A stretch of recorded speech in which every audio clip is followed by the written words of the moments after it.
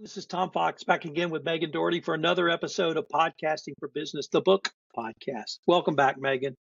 Thank you, Tom. So happy to be here. Megan, we started with a few more technical issues at the end of our last episode. Today, I thought we might spend some time talking about some things that some people may say are more technical, but I know you and I both have lots of thoughts on them, and it's generally around recording and post-production.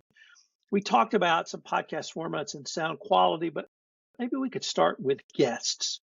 I've always been very straightforward with guests. I email someone and says, my name is Tom Fox. I have this podcast. I want you to come on and talk about you. And I've had nearly 100% success rate with that approach. But is there something more sophisticated, more strategic? We've talked obviously about the blueprints, but do different guests fit into different types of blueprints? Very much. So we'll start with thought leadership. This is one of the more popular business podcast blueprints. And people often want to have guests on a thought leadership podcast because sitting alone in front of a mic in front of your computer and recording is stressful, and solo episodes are a little more challenging than guest episodes in some ways. And so the instinct is to get some guests that you can talk about your area of expertise. And as we mentioned briefly, I think in the last episode, you want to make sure that when you have guests on a thought leadership podcast, you're at least talking equally, like talking an equal amount of time to someone who is kind of at your professional level or maybe a couple of clicks above. And the reason for this is that you want to give your guest, in this case, a great experience, of course, but you also want to make sure that you're able to really contribute to the conversation and show off and demonstrate your own expertise and value as well. Contrast that with a relationship building podcast where you are approaching kind of guest hunting a little bit more strategically. And there are people who could be potential referral partners, maybe who work in the same industry, serve complementary audiences, or people who could eventually become clients themselves, or even from your existing pool of clients for audience engagement. And so approaching your guest strategy with a strategic mind means you might make different choices than you would if you were just racing to try and get people on your podcast because release is next week and you have no episode, which is a situation you will probably fall into at least once. We all have. But trying to be prepared a little more in advance, sending out those invitations. As you point out, most people are delighted to be invited to a podcast, and it's never wrong or rude or presumptive to invite someone to yours, even if it's a very small show and even if it's brand new. It's still nice to be asked. So how do you, I'm really intrigued with this because the suggestion that you can go beyond thought leadership and maybe even more than one styles with one guest. So you can build a relationship, obviously, with the guest. You can have thought leadership if the guest truly is a thought leader. And frankly, every guest is a thought leader on themselves at the very minimum. But you can also build audience engagement because what I have found is your audience appreciates having an intelligent guest who can speak as a thought leader on their topic, whether they're a CEO, whether they're a compliance officer in my case, or others. Can you really drive in a way that we haven't really seen in other topics we've taken up, multiple blueprints with sort of one strong guest? First, I want to say is you should probably just be focusing on one main high-level blueprint for each podcast that you have, or for each branded show. And it's not that you can never diverge from that single blueprint and that single goal, but you want consistency from episode to episode. So you can optimize a little bit for both. Let's use the audience engagement example as a really good one. If you're interviewing well-known guests for a thought leadership style podcast and you're having great equal conversations with them, part of that can be sharing audience questions. You can use this to promote your episode and engage your audience before the episode ever airs, saying, hey, I'm talking to super famous guest. It's going to be really cool. What should I ask them? And start a whole conversation about what the audience, your listeners, would like to have contained within that episode. And that's usually going to be really gratifying for your guest as well, because it means they know they're talking to people who are interested. And that's a really good feeling. So you can, and this is kind of how if you focus on one blueprint and then make that your primary goal, you're going to get the benefits from all of the others over time. And you'll get that relationship building, you'll get that thought leadership, you'll get that audience engagement. And it's going to grow as long as you have the focus and you're sort of being intentional about what you're doing and who you're talking to and why. So how about, let's actually move to a different topic, because we both have, I think, some passion around show notes. And show notes? I don't think podcasters, frankly, focus enough on show notes. So why don't you show me yours and then I'll show you mine? So my biggest thing about show notes is they're some of the most important real estate that you have with your podcast. When somebody's listening to an episode, they could be doing anything. They could be cooking dinner, they could be working out, they could be driving. They're probably not sitting at a desk taking notes.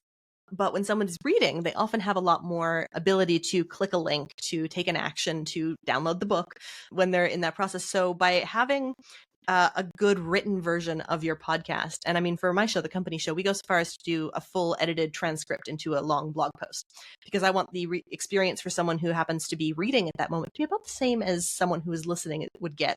Because ideally, if I want them to connect with me, to learn about our services, to maybe join our membership community, I don't care if they do that when they're listening or reading. It doesn't matter to me. So I'm going to make sure both opportunities are available for the people to take that next action when it is a good fit for them. And we haven't even started to get on SEO and discoverability, which show notes are really great for. But yeah, overall, I think for most podcasts, especially some of the really bigger ones, huge wasted opportunity in terms of the content that you're getting from each episode. What are your thoughts? That's a nice start. Continue. What about your newsletter? You should have, I think, a newsletter. If you have one podcast for your business, you should have a newsletter once a week for that podcast. Now, as we've talked about multiple times in this series, I have multiple podcasts, so I have a daily newsletter. But the concept you articulated of real estate is the same. It is prime real estate. And any sponsorship you might have, any other products you might want to point people to, any problem you can solve with a giveaway behind a gate on your website, that is prime real estate for a newsletter. And I think if you don't have a newsletter, you're sorely missing.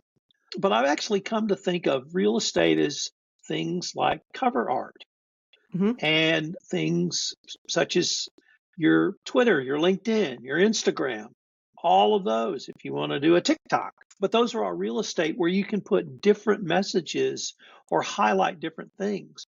We both engage in or are big proponents rather of audiograms. Well, you can cut out a 30 or 60-second clip on one specific topic you want to highlight, not simply to drive engagement of your overall podcast, but to highlight that specific point. And so if you start to think about everything you have or potentially could have as real estate, and you take the time to produce those, you can have 10, 15, 20 pieces of social media marketing content that can literally be evergreen. And you can use it to get your message across, whatever that might be. Oh, absolutely abundantly true. And not only can you use the assets that you create, but you can give them to your guests if it's possible for them to share. Giving them multiple assets means they can do so multiple times and have fresh content for their own audiences. I had a guest on the company show thank me for sending, I think it was 3 graphics and 2 videograms, just so that he'd have a variety to use over the next couple of months. Amazing. And to bring it back around to the blueprints again, especially relationship building, this is where it bothers me the most. Because if you've got a relationship building podcast, are you really going to sleep on the opportunity to write about how great your guest is and give links to their offers and their websites and their properties? That's a huge missed opportunity if you're not using that real estate to build that relationship. So it all kind of comes around again to what's the purpose of your podcast? Every element of the podcast should be working towards that purpose, whatever it is. So I have read the beta copy of your book, so I haven't seen the complete version. But is it possible for you to have a spreadsheet in there with the branding and then the metrics and all the use, or is that something someone on my team, not named Tom Fox, is going to have to create? We have actually got book resources that's going to be available as of launch day. And it's a spreadsheet that kind of goes through our entire episode guide methodology. So everything about the episodes, about the guests, all of the different stats. There's going to be demos on how to do it in there. Hopefully I will be fulfilling your spreadsheet related dreams. Do I get a hint that there may be a workbook coming for us?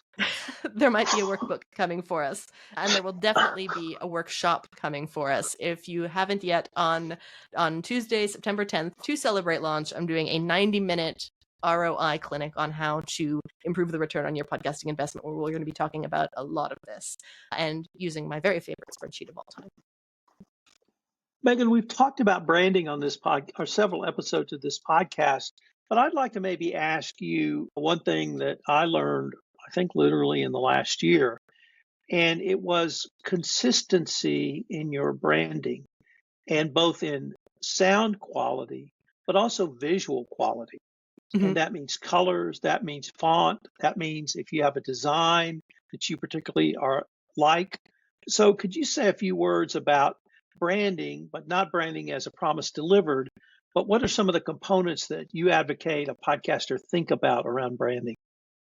Yeah, so there's a lot of elements that can be branded within a podcast. You've got, of course, the visual, which is your cover art, any social media templates, the way that your show notes look. It's also how you sound. It's the quality of your audio, which does reflect on your brand. So another argument for good audio there. And any music or sounds that you use.